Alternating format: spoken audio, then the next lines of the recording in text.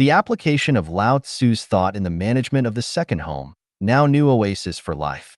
Xiefeng, November 30th, 2010. Chanyuan Celestials in our fourth branch. The second home is the new life mode for future mankind. It is managed by the holographic thinking, whose core is conformity to the Tao, compliance with nature, absence of action, lack of contention, observance of neutrality, absence of dominance, lack of selfish desire, and enthusiasm for service. Specifically speaking, the management method of holographic thinking means following the way of the greatest creator, running everything according to the program of nature and according to man's origin of nature, avoiding the extreme employment of man's intelligence and wisdom, staying away from all measures and methods that are likely to lead to contention, argument, and fight, refraining from radical behaviors, making no rules, regulations, laws, commandments, and orders, eliminating all private ownership, and trying every effort to bring out the sincerity, kindness, beauty, faith, trust, and peace in human character. The distinction between people and people is only the difference in division of labor, and there is no relation of the managing and the managed. All are offering services to each other, and there are no such positions as the administrators. All affairs, important or not, will be handled on the basis of clear division of labor, with special persons assigned to take special responsibility for the special affairs. The management of the second home should depend fully on Lao Tzu's thought, which is represented by the following 8 points.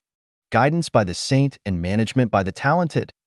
The management here only implies a difference in the division of labor instead of the difference in the status. Saint manages affairs without action, preaches the doctrine without words. All things take their rise, but he does not turn away from them. He gives them life, but does not take possession of them. He acts, but does not appropriate. Accomplishes, but claims no credit. It is because he lays claim to no credit that the credit cannot be taken away from him. Exalt not the wise, prize not rare objects, shut out from sight the things of desire, and the cunning ones shall not presume to interfere.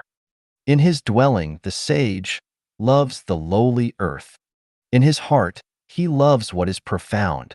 In his relations with others he loves kindness. In his words he loves sincerity. In government he loves peace. In business affairs he loves ability. In his actions he loves choosing the right time. Banish wisdom, discard knowledge. Banish humanity, discard justice. Banish cunning, discard utility.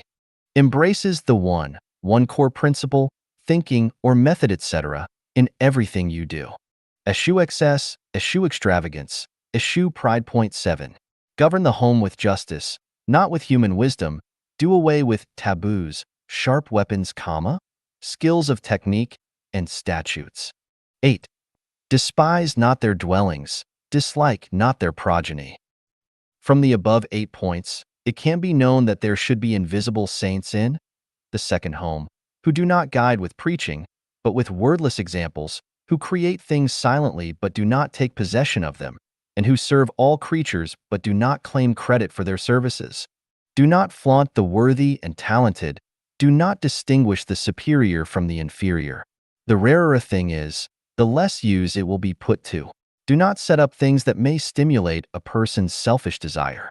Leave no loopholes and market for the deceiving and cunning persons to act wildly against the law and public opinion. Keep a clean and tidy living environment. The people in the neighborhood should be unsophisticated and honest and sincere. People should have a kind heart and treat people kindly. They should seek truth from facts, tell things as they really are, and keep their promises. What they do should fit in with their hobbies, personalities, and special talents. Their behaviors should comply with natural laws and their actions should accord the actual situation. Give up cunningness and artfulness, stick to the way, abandon the preaching of righteousness and morality, discard skills, fame, wealth, and ranks. Make people unselfish and possess nothing. Make sure that they have nothing but actually possess everything.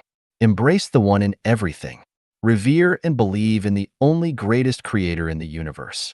Abide by the overall arrangement of the only government in the whole world. There will be only one person responsible for everything. Do not have a life of luxury and do not waste. Practice moderation in everything.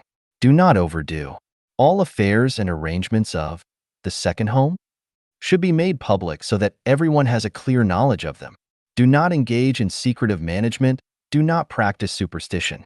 People should stick to facts, science, logic, and spiritual perception.